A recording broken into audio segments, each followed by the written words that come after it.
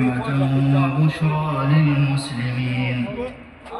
إن الله يأمر بالعدل والإحسان وإيتاء ذي القربى وينهى عن الفحشاء والمنكر والبغي يعظكم لعلكم تذكرون.